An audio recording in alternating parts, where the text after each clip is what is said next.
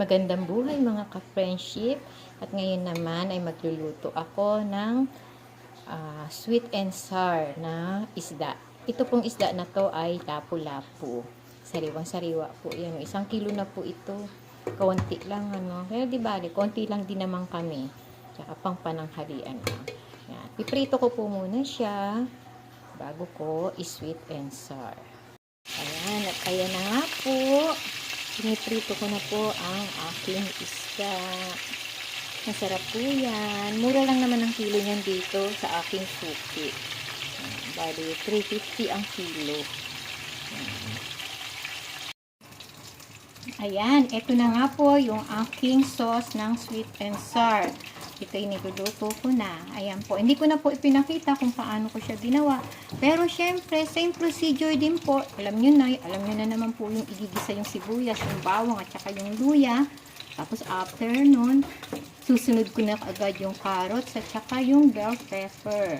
Ayan. Tapos titimplahan nyo syempre siya ng paminta. So, depende yan sa inyong panlasa. Then, yung sauce niyan, ginawa ko lang po. Nilagyan ko lang siya ng banana ketchup, tsaka pineapple juice, tsaka suka, then asin, syempre paminta ulit.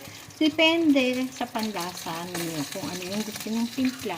Kasi po ako, minsan hindi po ako nagme-measure talaga ng mga timpla ko.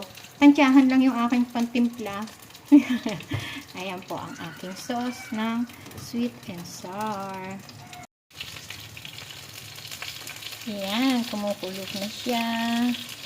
Ayan, medyo, antayin ko lang po siyang lumapot. Tapos lalagay ko na yung aking isda. Hindi ko po nilalagay lahat yung isda kasi yung iba, ayaw ng may sauce, yung iba, prito yung gusto nila.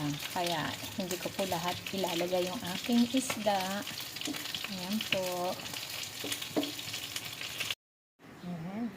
Ito na po ang aking piniritong isda. Lalagay ko na po siya doon sa aking sauce na ginawa.